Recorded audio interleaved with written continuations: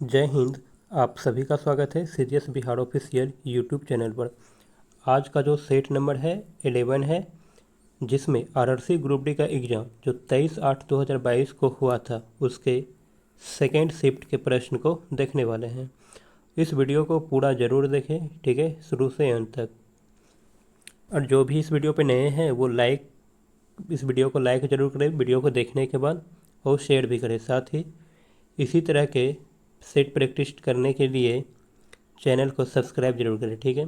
इस पे जो है करेंट अफेयर्स का जो वीडियो भी अपलोड किया जाएगा, तो उसे भी ज़रूर देखें।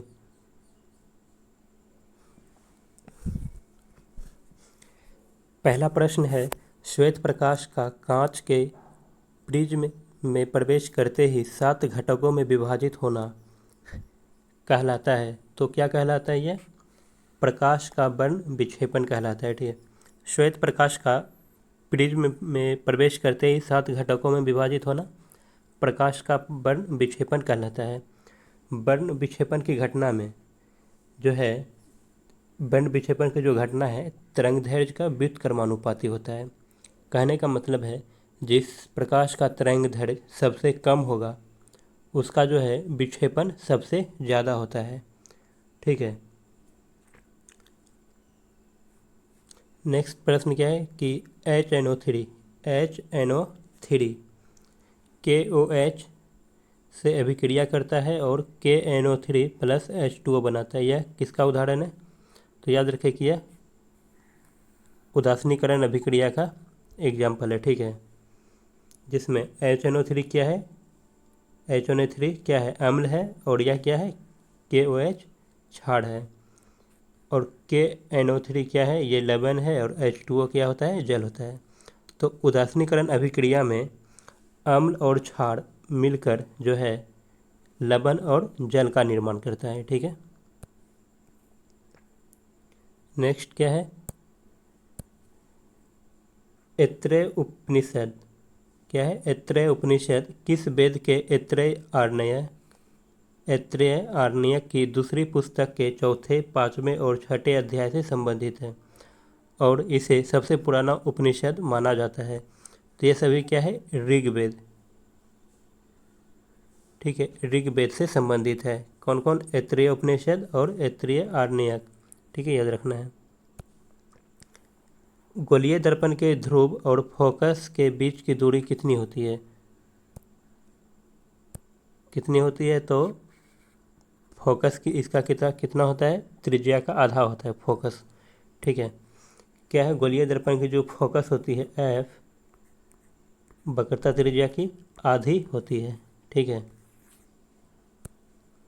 नेक्स्ट प्रश्न क्या है कि बीड़ी बनाने के लिए किस पत्ते का उपयोग किया जाता है? किसे बनाने के लिए? तो याद रखना है कि बीड़ी बनाने के लिए, ठीक है। बीड़ी जो बनाया जाता है वह पौधे के किस पत्ते से बनाया जाता है, यानी किस पत्ते का उपयोग करके? तो तेंदू के पत्ते का उपयोग करके बनाया जाता है। तेंदू का पत्ता होता है, उसी से बीड़ी बनाया जाता है।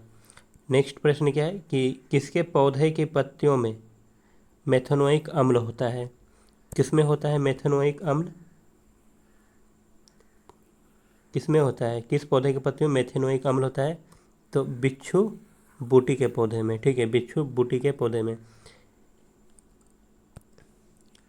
समानांतर क्रम में संयोजन में दिए गए बिंदुओं के बीच संयोजित है। क्या होता है समानांतर क्रम? समानांतर क्रम संयोजन में क्या होता है कि दिए गए बिंदु के बीच सभी क्या होता है? प्रतिरोध संयोजित होता है, ठीक है। दिए गए बिंदु के बीच सभी प्रतिरोध होता है समानांतर क्रम में, ठीक है। कुछ इस प्रकार से मान लेते हैं एक बिंदु है, ठीक है, ए, दूसरी बिंदु क्या है? बी है, ठीक। तो इन दोनों के बीच में क्या होता है? सभी प्रतिरोध जुड़ा होता है, ठीक है, कुछ इस प्रकार से। यह क्या किसका उदाहरण है? ये सभी समानांतर संयोजन का उदाहरण होता है, इस प्रकार से जुड़ा हुआ रहता है।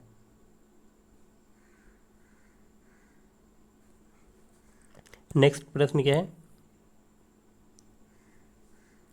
समानांतर क्रम संयोजन में परिपथ का तुल्य प्रतिरोध किससे अधिक होता है? किससे होता है? समानांतर क्रम संयोजन में प्रतिरोध का जो तुल्य प्रतिरोध किससे अधिक होता है? तो व्यष्टि प्रतिरोध से अधिक होता है, ठीक है, व्यष्टि प्रतिरोध से अधिक होता है, ठीक है। और एक चीज़ याद रखना है कि समानांतर क्रम संयोजन में जो परिपथ का समतुल्य प्रतिरोध होता है वह जो होता है सबसे न्यूनतम प्रतिरोध से भी कम होता है। ठीक है। नेक्स्ट प्रश्न क्या है कि समानांतर क्रम संयोजन में प्रत्येक प्रतिरोध किसके बीच विभवांतर समान होता है। तो टर्मिनल के बीच के विभवांतर क्या होता है समानांतर क्रम में, समानांतर क्रम में जो विभवांतर होता है वह क्या होता है, समान होता है, और धारा क्या होता है, अलग अलग होता है। नेक्स्ट प्रश्न क्या है कि ईस्टर टोकरी, ईस्टर बास्केट किस धर्म से संबंधित है। तो ईस्टर टोकरी किससे संबंधित है, तो यह ईसाई धर्म से संबंधित है। ठीक है, ईसाई धर्म से संबंधित है ईस्टर टोकरी। नेक्स्ट प्रश्न क्या है कि भोपाल गैस त्रासदी, भोपाल गैस त्रासदी के दौरान यूरेनियम यूनियन क्या है, यूनियन कार्बाइड के अध्यक्ष कौन थे, तो वॉरेन एंडरसन। ठीक है, जब भोपाल गैस त्रासदी हुआ था उस समय यूनियन कार्बाइड के अध्यक्ष कौन थे, तो वॉरेन एंडरसन था। ठीक है। पहले नगर निगम की स्थापना 1688 में कहाँ के पूर्व प्रेसिडेंसी टाउन में ब्रिटिश काल के दौरान की गई, तो मद्रास में।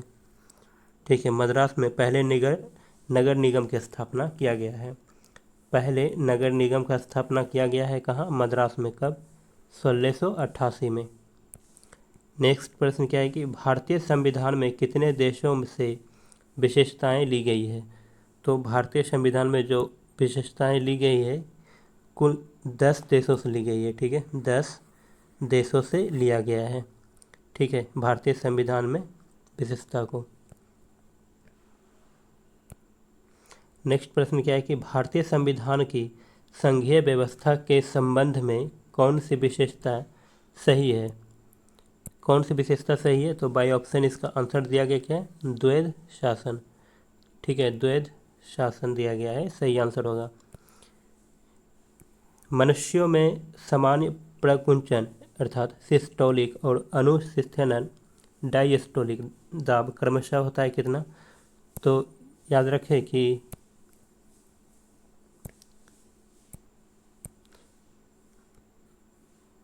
जो प्रकुंचन होता है वह 120 mmHg के बराबर होता है, और अनुशिथिलन अर्थात डायस्टोलिक जो होता है 80 mmHg होता है। ठीक है, इसे याद रखना है। प्रकुंचन 120, अनुशिथिलन 80। कौन सी भाषाएं द्रविड़ भाषा परिवार की 4 सबसे बड़ी भाषाओं का हिस्सा है। तो याद रखें कि कन्नड़, तमिल, मलयालम, ये सभी क्या है, द्रविड़ भाषा के क्या है, मतलब बोल सकते हैं कि द्रविड़ भाषा के परिवार के 4 सबसे बड़ी भाषाओं का हिस्सा है। ठीक है, ये सभी क्या है, तीनों द्रविड़ भाषा से संबंधित रखते हैं। कौन सा अभिकारक एक स्थान पर आएगा और उदासीनीकरण अभिक्रिया प्रदान करेगा। उदासीनीकरण अभिक्रिया में अम्ल और क्षार मिलकर क्या करता है, लवण और जल बनाता है। CaCl2 क्या है, लवण है, और H2O जल है, जिसमें CaOH यह क्या है, क्षार होता है। तो हमें क्या चाहिए, एक अम्ल चाहिए। तो बाई ऑप्शन इसका आंसर क्या दिया गया है, हाइड्रोक्लोरिक अम्ल। ठीक है, क्या है, हाइड्रोक्लोरिक अम्ल इसका आंसर दिया गया है। वायु प्रदूषण का एक प्राकृतिक स्रोत है। तो वायु प्रदूषण का एक प्राकृतिक स्रोत क्या है, तो ज्वालामुखी। याद रखना है कि ज्वालामुखी वायु प्रदूषण का एक प्राकृतिक स्रोत है। ठीक है, नेक्स्ट प्रश्न क्या है कि पहले चरण के आरंभ में ऑक्सी और अनऑक्सी शोषण, ऑक्सी शोषण क्या होता है, ऑक्सीजन की उपस्थिति में, और अनऑक्सी शोषण क्या होता है, ऑक्सीजन की अनुपस्थिति में। ठीक है, और प्रश्न में क्या क्या है कि पहले चरण के बारे में पूछो। पहले चरण के आरंभ में जो है ऑक्सी और अनऑक्सी शोषण के दौरान उत्पन्न उभयनिष्ठ उत्पाद जो होता है पाइरूवेट होता है। ठीक है, सबसे पहले ग्लूकोज पाइरूवेट में टूटता है। ठीक है। नेक्स्ट प्रश्न क्या है कि राष्ट्रीय युद्ध स्मारक कहाँ पर स्थित है। तो याद रखें कि राष्ट्रीय युद्ध स्मारक कहाँ पे है, राष्ट्रीय युद्ध स्मारक दिल्ली में है। ठीक है, याद रखना है, दिल्ली में। किस प्रश्न क्या कहता है कि किस जीव की छोटी आंत अपेक्षाकृत लंबी होती है। तो याद रखें कि जो शाकाहारी जीव होता है उसका छोटी आंत क्या होता है, लंबा होता है। तो बाई ऑप्शन इसका आंसर दिया गया है गाय। गाय क्या है, एक शाकाहारी पशु है, तो इसका छोटी आंत क्या होगा, लंबा होगा। ठीक है। और मनुष्य का जो छोटी आंत होता है वह छोटा होता है क्योंकि वह मांसाहारी है। तो कह सकते हैं कि मांसाहारी जो जीव होता है उसका छोटी आंत क्या होता है, छोटा होता है।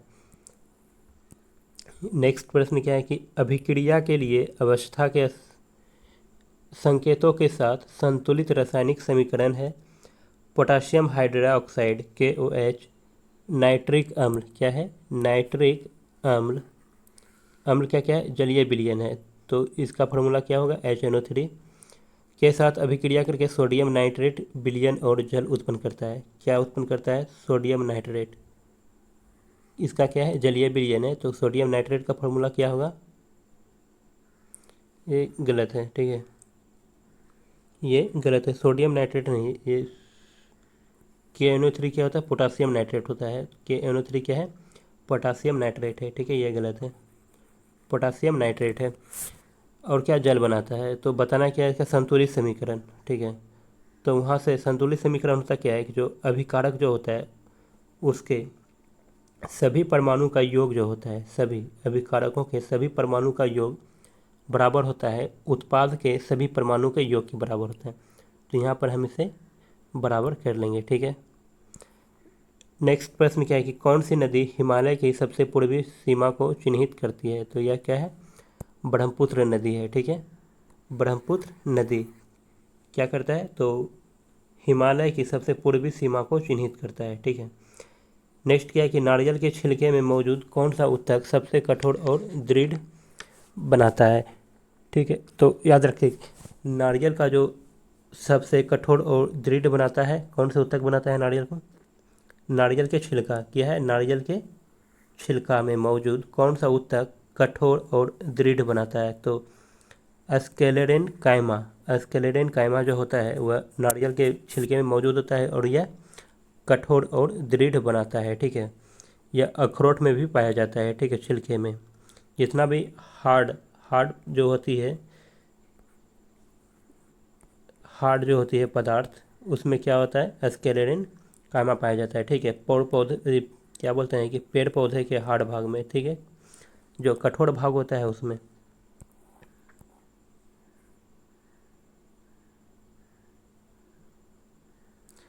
नेक्स्ट प्रश्न क्या है कि स्वतंत्र रूप से लटका हुआ छड़ चुंबक किस दिशा में इंगित करता है।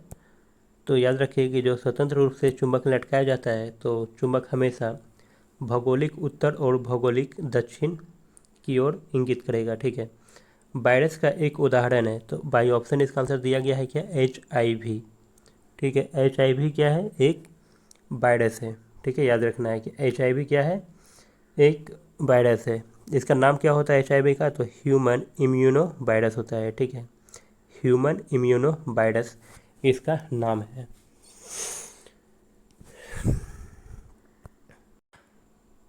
नेक्स्ट प्रश्न क्या है कि कृषि क्षेत्र की मिट्टी के उपचार के लिए किस यौगिक का उपयोग किया जाता है। किसका उपयोग किया जाता है, कृषि क्षेत्र की मिट्टी के उपचार के लिए। ठीक है, जैसे ये क्या है, Al2SO4 का हल थ्राइस क्या है, ये एल्यूमिनियम सल्फेट है। ठीक है, एल्यूमिनियम सल्फेट क्या होता है, अम्लीय होता है। यदि मिट्टी में क्षार की मात्रा ज़्यादा होती है तो उसके उपचार के लिए उसमें अम्ल मिलाया जाता है। ठीक है, तो Al2 मिलाया गया है, एल्यूमिनियम सल्फेट मिलाया गया है, तो मतलब क्या है, मिट्टी अम्लीय है, ये क्षारीय है। ठीक है, याद रखना है। कुछ इस प्रकार से प्रश्न था कि मिट्टी की क्षारीय जो होता है, क्षारीय मात्रा को कम करने के लिए या फिर इसके उपचार के लिए क्या मिलाया जाता है, तो इसमें अम्लीय यौगिक मिलाया जाता है। ठीक है, याद रखना है। नेक्स्ट प्रश्न क्या है कि धारावाही चालक के लिए चुंबकीय बल रेखाएं केंद्र में चालक युक्त डैश होती है, तो यह समकेंद्रित होती है। ठीक है, इसे याद रखना है कि जो धारावाही चालक के लिए चुंबकीय बल रेखाएं जो होती है वह समकेंद्रित होती है। ठीक है, समकेंद्रित वृत्त होती है, वृत्त। नेक्स्ट प्रश्न क्या है, क्या धारावाही चालक के लिए जैसे जैसे हम चालक से दूर जाते हैं तो बढ़ती जाती है, तो क्या बढ़ता जाता है, जैसे जैसे हम दूर जाते हैं तो चुंबकीय क्षेत्र की प्रबलता बढ़ते जाती है। ठीक है। नेक्स्ट प्रश्न क्या है कि धारावाही चालक के लिए चुंबकीय क्षेत्र की दिशा किस नियम का उपयोग करके निर्धारित की जा सकती है। चुंबकीय क्षेत्र की दिशा जो है धारावाही चालक में जो चुंबकीय क्षेत्र की दिशा ज्ञात की जाती है वह दाएं हाथ के अंगूठे के नियम से किया जाता है, जिसमें धारा को क्या कहते हैं कि धारावाही जो चालक होता है यह जो है धारावाही चालक को कुछ इस प्रकार से पकड़ते हैं कि जो अंगूठा का दिशा जो होगा, अंगूठा का दिशा इसमें प्रवाहित धारा की दिशा की ओर होगा। कहने का मतलब है धारा ऊपर की ओर है, यदि यह अंगूठा है, ठीक है, इसे पकड़ने मुट्ठी में बंद करना है चालक तार को, तो बाकी के जो सभी उंगलियां हैं यह कुछ इस प्रकार से बंद होगा, चारों उंगली, ठीक है। और यही उंगली जो है, चारों उंगली जो है यह चुंबकीय क्षेत्र की दिशा को दिखाएगा। ठीक है। आज के सेट में कुल इतना सा ही प्रश्न दिया गया है। नेक्स्ट वीडियो में जो है इसके थर्ड शिफ्ट के प्रश्न को देखने वाले हैं।